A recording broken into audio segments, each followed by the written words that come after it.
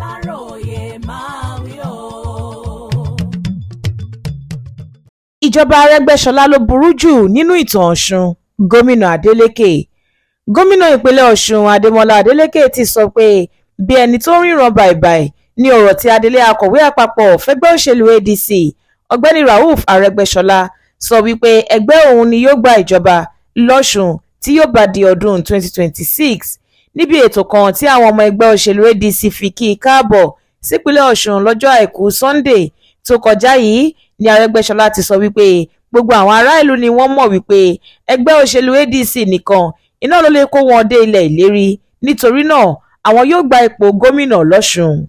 Ṣùgbọ́n nínú àtẹ̀jáde kan tí Adeleke fi síta nípasẹ̀ agbẹnusọ rẹ̀ Malam Rasheed Ọláwálé ó ní òjò ẹ̀sìn gbogbo ìwà tí Arẹ́gbẹ́ṣọlá hù láàrin ọdún mẹ́jọ tó fi ṣèjọba yóò rọ̀lẹ́ lórí lọ́dún 2026.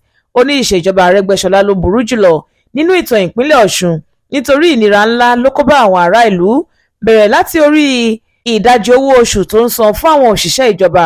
Ó sọ síwájú wípé ìpínlẹ̀ Ọ̀ṣun kò lè gbàgbé oko òbítíbitì gbèsè tíjọba Arẹ́gbẹ́ṣọlá kó ìpínlẹ̀ Ọ̀ṣun sí, bẹ́ẹ̀ ni jìbìtì tó fi ọpọ́n ìmọ̀ lùpínlẹ̀ Ọ̀ṣun kò ṣeé gbàgbé kíákíá.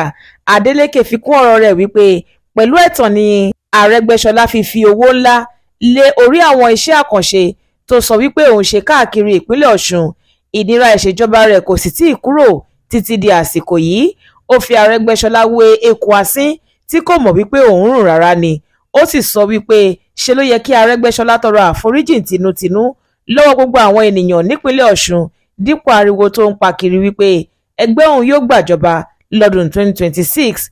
Adeleke sọ fún Arẹ́gbẹ́ṣọlá wípé ó yẹ kó máa gbóṣùbà fún ìjọba òun ni nítorí wípé òun lòún bò ó láṣìírí gbogbo gbèsè ìdajì owó oṣù tó jẹ níjọba tó wà lóde yìí ti fẹ́ẹ̀ san tán.